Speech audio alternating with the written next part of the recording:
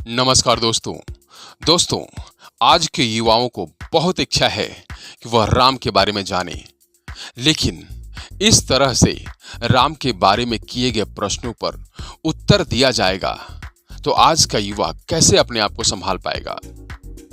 पुरानी परंपरा के अनुसार आज के युवाओं को नहीं समझाया जा सकता है। परंपरा जो भी रही हो, लेकिन जमाना विज्ञान का है। वैज्ञानिक तरीके से ही जवाब देना होगा। टाल मटोल वाले जवाब से कुछ नहीं होगा। आइए सुनते हैं गुरुजी क्या जवाब देते हैं, कैसे जवाब देते हैं और कैसे अपने राम को प्रमाणित करते हैं और अपने शिष्य को संतुष्ट करते हैं। आइए देखते हैं। Welcome to scientific world. बड़ा माइंडसेट, एक सोच वास्तविकता की ओर। आप पूरी दुनिया में आजकल राम पर बोल रहे हैं। मैं भी मानता हूं कि कहानी अच्छी है। इनका संबंध उसी विश्वविद्यालय से रहा होगा, पर आजकल का समय तो अलग है। 21वीं शताब्दी के हिसाब से कथा थोड़ी पुरानी नहीं लगती आपको? आज ना एक भी भाई भरत है, ना कोई पत्नी सीता, फिर राम बनकर कोई क्या करेगा?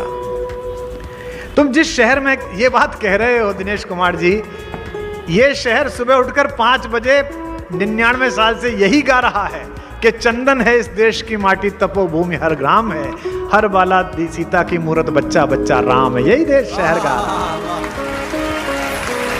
और तुम पूछ रहे हो कि ये कहानी पुरानी नहीं लगती। हमारा तो एक ही, देखो तुम्हें लग सकती है पुरानी, मुझे ये नित्य नवीन लगती है। मैं रोज नया श्लोक पढ़ता हूं श्रीमद् वाल्मीकि रामायण का, रोज प्रसन्न होता हूं। आधी रात पढ़ते हुए 2 बजे रोता हूं। नमस्कार दोस्तों श्री 108 श्री कुमार विश्वास जी, गुरु परंपरा के महारथी और राजनीति के विश्लेषक कुमार विश्वास जी, दिनेश भाई के सवालों पर आप मजाक बना रहे हैं। वह मजाक नहीं है, वह किसी भाई के दिल का ध्वनि है। उसके अंदर कुंठित विचारों का आपसे वह समाधान ढूंढता है, तो आप उसके सवालों पर मुस्कुराकर उसे मना लेते हैं और रामायण को कथा और कहानी और संगीत बताकर दिनेश भाई को टाल देते हैं। यह सही नहीं है। दिनेश की जज्बातों को इतने हल्के में ना लें। वह कुछ आपसे चाहता है क्योंकि वह आधुनिक युवा है। उसे इन कहानियों पर सुबह शाम संगीत सुनने पर विश्वास नहीं है कि रामायण सही में हो रहा है। रामायण का असली मतलब क्या है, वह आपसे जानना चाहता है।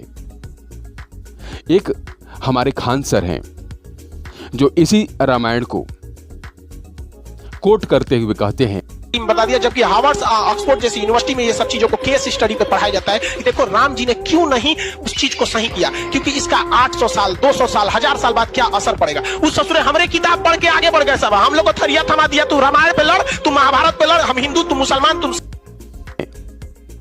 यह रामायण यह हार्वर्ड यूनिवर्सिटी में पढ़ाया जा रहा है, शोध का विषय बन रहा है और इस पर शोध किया जा रहा है।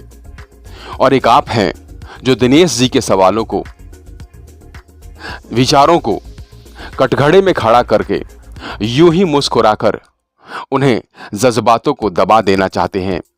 यह आने वाली पीढ़ी के लिए सही नहीं है। आपको दिनेश की भावनाओं को कदर करना चाहिए और उसे संतुष्ट करने का प्रयास करना चाहिए। उसके सवालों पर हंसने के बजाय, मुस्कुराने की बजाय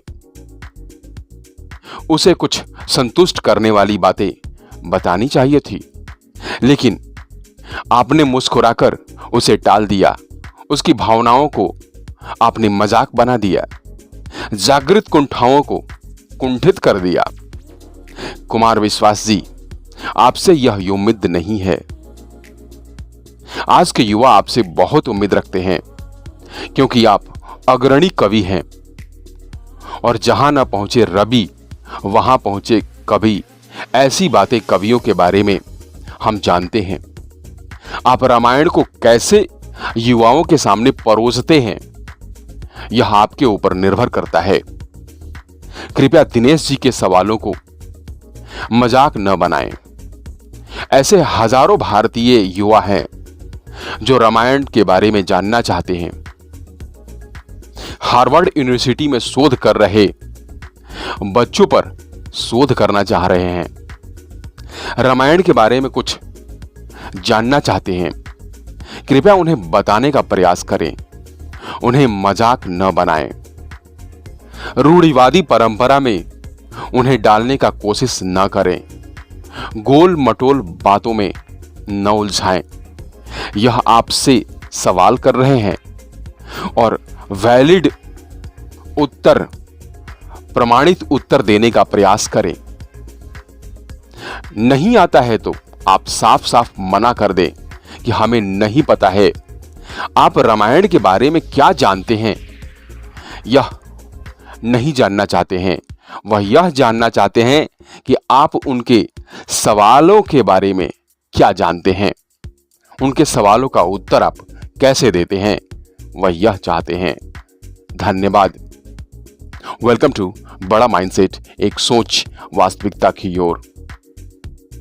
जय हिंद, जय भारत।